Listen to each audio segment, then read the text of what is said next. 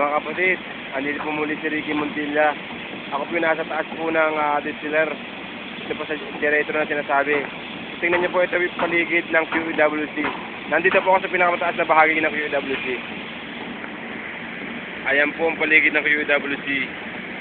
Tingnan niyo na po, sa bandang kaliwa ko po, ito na po ang dagat. Ayan po, ganito na po. Dito po kasi ako nagtatrabaho sa power plant sa QEWC, Qatar Electricity and Water Company. Yan po, namnamin nyo po. Yan po. Yan po yung mga chimney. Yan po, kikita nyo, lalaki, sa taas. Yan po. Tignan nyo po, sa baba po yung mga tao.